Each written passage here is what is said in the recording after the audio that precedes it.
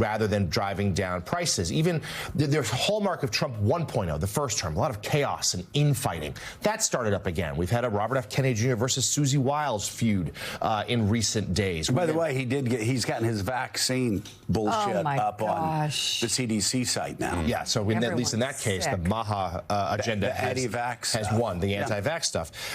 And we've also seen for a president who really prides himself in never retreating, we've seen two significant walkbacks in the last week because of a political vulnerability. Tariffs, he rolled back a few because it was an acknowledgement.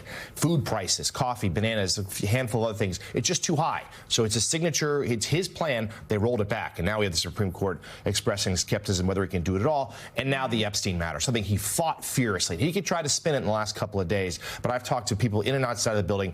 He had to go along with it because he was going to get rolled. This is a new vulnerability for the president, and we've seen Democrats for the first time this year be emboldened, and we've seen Republicans start to be willing to challenge him, which in his mind hastens that lame duck status. And we heard that voice through Joe Rogan yesterday where he said, I speak for a lot of people who supported you, Donald Trump. This is not a hoax. This is a serious issue we care about. You can't wish it away.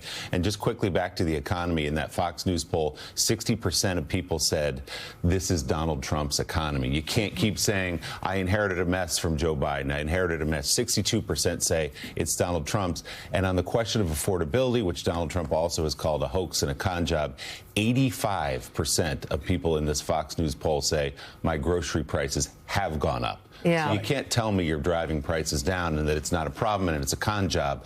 I am paying more at the grocery store, say 85% of Americans. Always blaming Biden or immigrants, it seems, and people are getting a little tired of it. And Republicans are now, we're talking about Democrats saying, okay, well, you know what, maybe. You know, we think we're doing okay. We're going to be all right. Now you have Republicans going on the House floor criticizing the House Speaker. Why did you keep us out so long? Yeah. Right. It's like they see one of the most historic gaps between Republicans and Democrats. And they know they're in trouble. They all know they're in trouble. So, and speaking of trouble, I mean, you look at what's happened down in Texas. I mean, again, DOJ mistakes. You could do a top 5 boneheaded moves by the DOJ exposed this week so far. And I mean, they all have massive consequences. I know we're going to talk about one in a second, but in the redistricting wars, Texas was the reason California moved forward. Texas got 5, California got 5. Now, because DOJ lawyers misread the law, a judge is saying, I think it was a Trump judge, is saying, we're going to throw this out. And they said the drafting of it was like 100 monkeys with 100 crayons, like we're drafting letters that, I mean, they even Republicans that were on the DOJ side were saying, this is incomprehensible. It's incompetent. And this could cost Republicans 5 seats. Yeah, I'll just read one line from the judge's opinion.